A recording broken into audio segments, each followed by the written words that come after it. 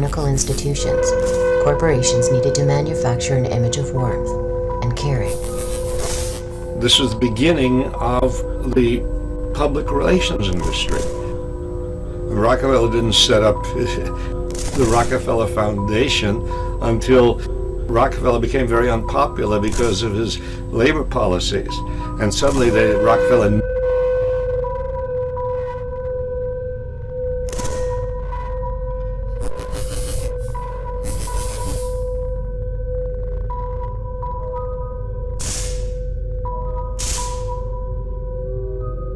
needed to create a good impression. Well, it's an interesting phenomenon that the poor actually give a larger percentage of their income than the rich. I think the rich feel that they're doing more because, you know, giving $100,000 seems like a substantial kind of donation, and you know, it doesn't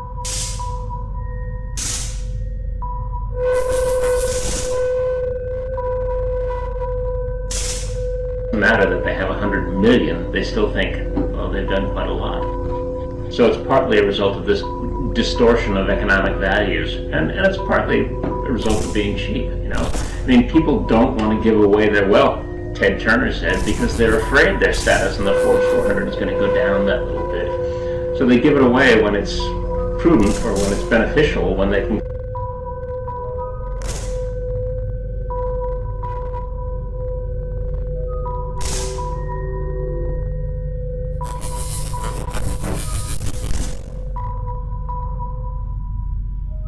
get some displayed benefit out of it, or when it can give them access to a different sort of social class or a different group that they want to be part of. But they have a more functional view of their wealth rather than a strictly charitable view. Charity, and private charity, and you might say government charity. Any kind of action that sort of relieves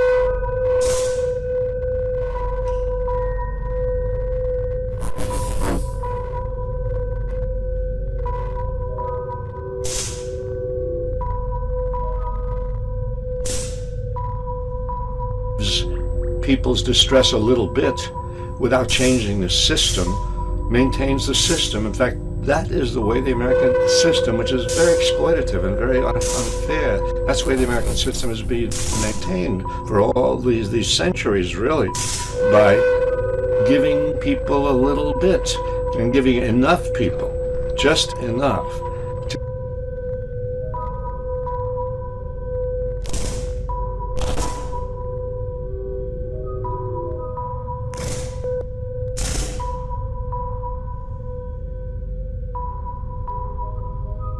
to prevent them from breaking out in open rebellion. Today, one of the largest PR firms in the world specializes in the art of crisis management. Burson Marsteller holds offices in 35 countries and has served clients as varied as cigarette maker Philip Morris, chemical giant Union Carbide, and the Monsanto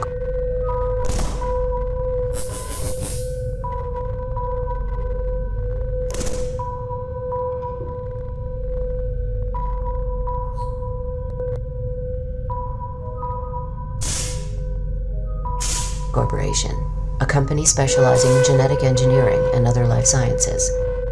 Like the Rendon Group, Burson Marsteller is bipartisan to the core.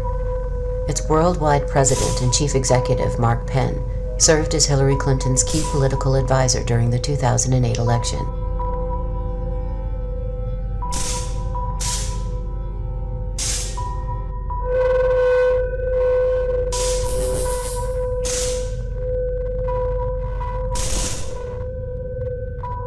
The most disturbing facet of Burson Marsteller is its willingness to work with the world's worst human rights violators. They ran PR for the Indonesian government as it committed genocide in East Timor. They worked closely with the Nigerian government and Royal Dutch Shell during and after the Biafran War in Nigeria, and they helped to improve the image of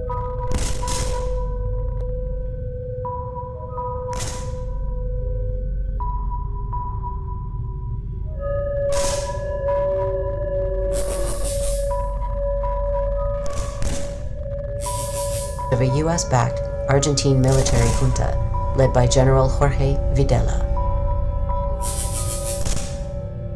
One of their clients in the 1970s was the brutal Argentine junta, which had taken control of the government there and was rounding up dissidents, systematically torturing, beating, killing people, and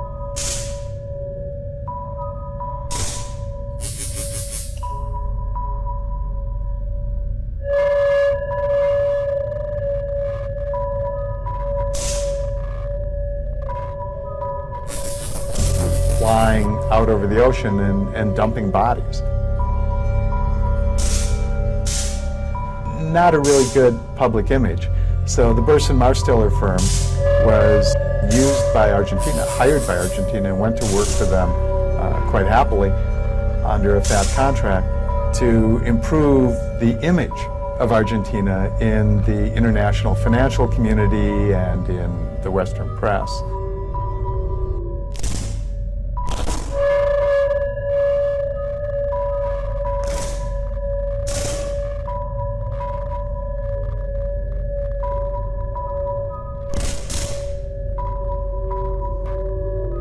In some ways, it should not be surprising that public relations has evolved into companies like Burson-Marsteller and the Rendon Group. Looking back at the career of its first guru, we find a remarkably similar pattern.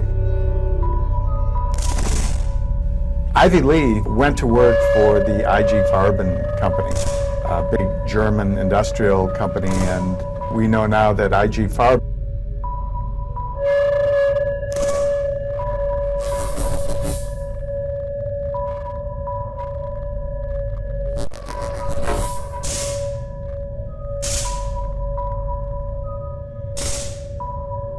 was actually part of the Nazi propaganda inner circle. One of the most effective and, of course, horrifying government propaganda campaigns ever organized was the Nazi campaign that continued for years and years under the direction of Nazi propaganda minister Joseph Goebbels. And IG Farben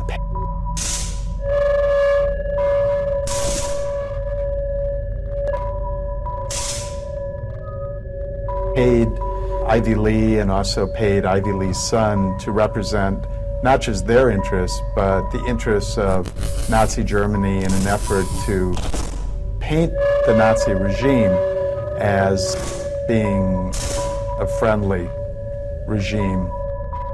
But before lending his expertise to the Third Reich, Mr. Lee would do so for the American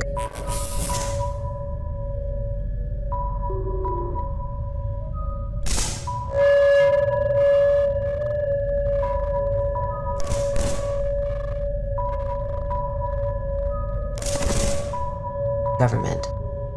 Along with other experts in the burgeoning field of mind science and public relations, he would engineer propaganda for World War I, not just against the enemy, the Germans, but against the American people themselves.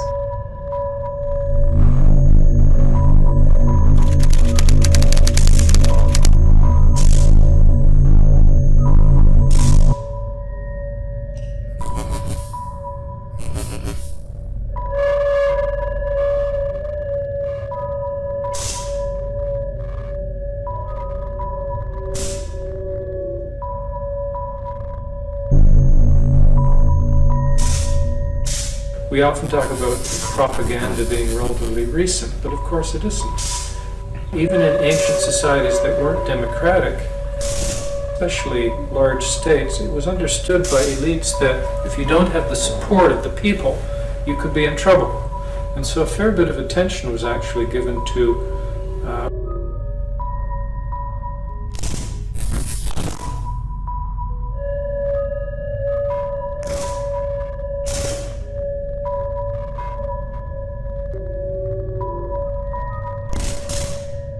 legitimizing military adventures. I'm remembering here a passage from an old Chinese text, I think it's Han Fei's, so it would be about 2,300 years ago, where the author of the book says, in general, and I'm quoting now, in general, war is a thing that the people despise. Therefore, when a young man is to be sent off to war, his wife, his parents, his family,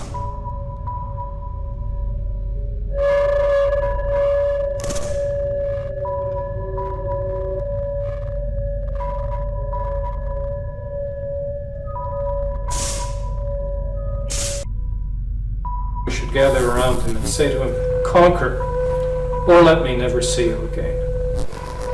And this is a very powerful sense of, well, first of all, the violence done to that young man, but also of the sense that war is disgusting to most people, and it is often not in their best interest, and therefore one needs all kinds of songs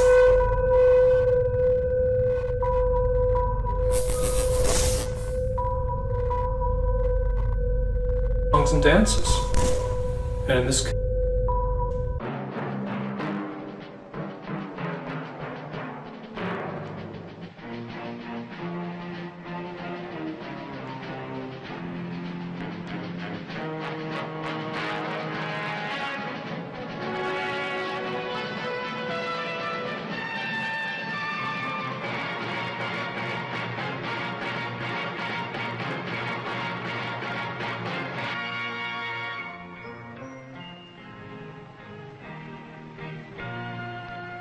Some people have a deep, abiding respect for the natural beauty that was once this country. And some people don't. People start pollution. People can stop it. Write for Pollution Booklet, Box 1771, Radio City Station, New York.